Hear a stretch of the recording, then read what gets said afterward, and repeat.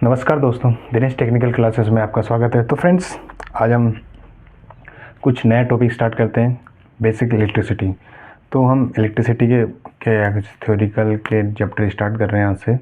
तो हम आज अपना पहला चैप्टर है कि आवेश को कैसे उत्पन्न किया जाता है, कि आवेश कहाँ से आया है, कैसे उत्पन्न हुआ। तो पहला चैप्टर अपना आवेश है, ठीक है। आज का अपना पहला चैप्टर आवेश के बारे में, ठीक है। तो आवेश कितने प्रकार के होते हैं? आवेश होते हैं दो प्रकार के आवेश होते हैं। एक तो घनावेश होता है, घनावेश, और दूसरा होता है ऋणावेश। ये दो प्रकार के आवेश होते हैं, ठीक है। घनावेश और ऋणावेश आवेश दो होते हैं। तो घनावेश में क्या होता है? जो घनावेश में होता है कि इलेक्ट्रॉन का ये त्याग करता है। ये क्या करता है? इलेक्ट्रॉन का त्याग करता है, ये इलेक्ट्रॉन का, और तो घनावेश हो जाता है। और जो इलेक्ट्रॉन को ग्रहण करता है, जो इलेक्ट्रॉन को ग्रहण करता है वो ऋणावेश हो जाता है। कैसे ये इनके दोनों की उत्पत्ति हुई, कि इनके दोनों के बारे में अपन को किसने बताया? तो अपन को इन दोनों के बारे में बताया बेंजामिन फ्रैंकलिन ने। बेंजामिन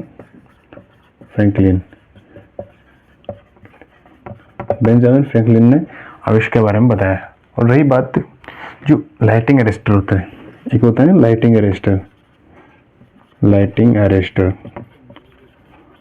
अरेस्टर, जो आकाशीय बिजली होती है, जिसमें जो आकाशीय बिजली गिरती है, तो लाइटिंग अरेस्टर का काम ये रहता है कि जो भी उससे जो करंट आता है, जो लाइट के जो बिजली गिरती है आकाशीय, उसको पूरे करंट को एक स्थिर पार्ट में जमीन में ग्राउंड कर देता है ये लाइटिंग अरेस्टर। तो इसका काम ये होता है।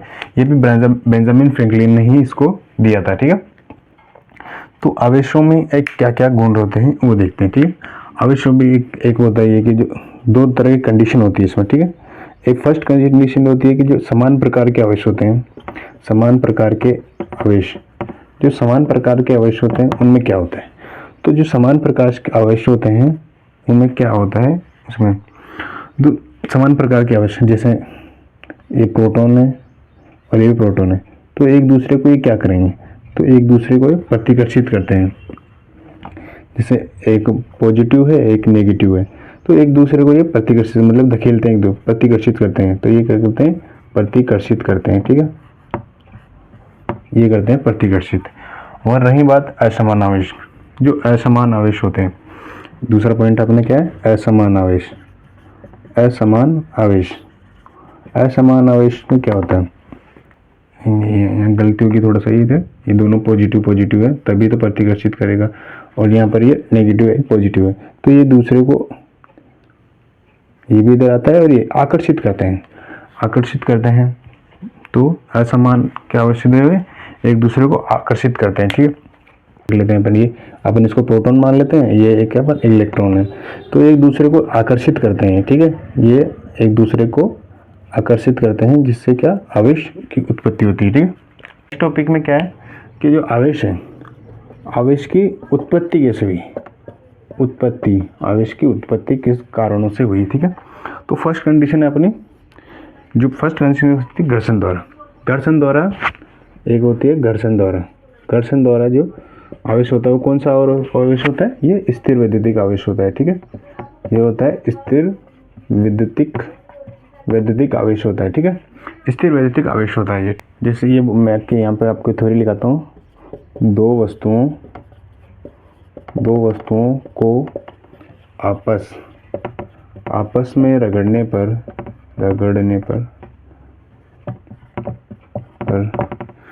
जो आवेश उत्पन्न होता है वह घर्षण आवेश कहलाता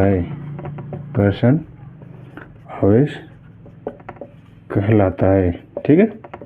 ये है इसका डेफिनेशन, ठीक है। रही बात इसकी एग्जांपल क्या होता है? जैसे अपन अभी कोई स्केल है, स्केल को अब जब अपन बाल पर रगड़ते हैं, जब आपने बाल पर तेल लगा होता है, जब बाल पर रगड़ते हैं तो फिर बाल पर रगड़ते हैं, फिर उसमें आप स्केल को देकर नीचे किसी कागज़ को उठाओ, तो कागज़ को ऊपर उठा लेता है।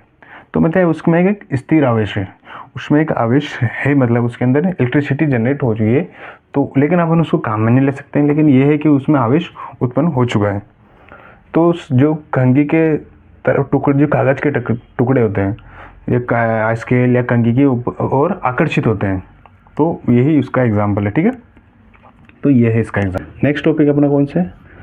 सेकेंड टॉपिक एक अपन ने घर्षण पढ़ लिया। अब दूसरा आता है चालन द्वारा। जो चालन द्वारा मतलब कंडक्शन, इसमें क्या होता है? दो वस्तुओं, इसमें इसकी डेफिनेशन क्या लिखते हैं अपन? दो वस्तुओं को आपस में संपर्कित करते हैं अपन, जिसमें जो आवेश उत्पन्न होता है, जो आवेश का स्थानांतरण होता है, वही एक चालन, उसको अपन कहते हैं चालन। इसमें एक लेंगे, ये कौन सा प्रकार का होता है? तो ये गतिक वैद्युतिक होता है। ठीक है, जो गतिक वैद्युतिक आवेश होता है। ठीक है, इसमें ये होता है गतिक वैद्युतिक आवेश होता है। ठीक है, तो इसमें अपन जो दो वस्तुओं को आपस में संपर्कित करते हैं, उसमें जो आवेश उत्पन्न होता है उसको ही चालन आवेश या गतिक आवेश कहते हैं। ठीक है, तो इसके बाद जैसा अपन देखते हैं, बल्ब में देखते हैं, हीटर में देखते हैं, जो मतलब संपर्कित करते हैं तभी तो उसमें इलेक्ट्रिसिटी जनरेट होती है। तो यही वो मैं जो कहना चाहता हूँ, यही वो होता है। ठीक है, तो इसकी अपन डेफिनेशन लिख लेते हैं। दो वस्तुओं को आपस में संपर्कित करने पर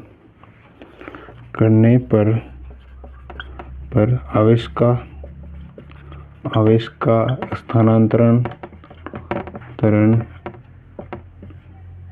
ही गतिक वैद्युतिक कहलाता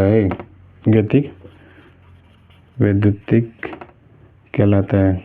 ठीक है, ये इसका एग्जाम्पल देख लेते हैं अपन को। एग्जाम्पल है इसका बल्ब एंड हीटर इसका एग्जाम्पल है। ठीक है, थर्ड टॉपिक है अपना प्रेरण, जो इंडक्शन द्वारा जो होता है। तो इसमें कौन सा विद्युत होता है? तो ये होता है विद्युत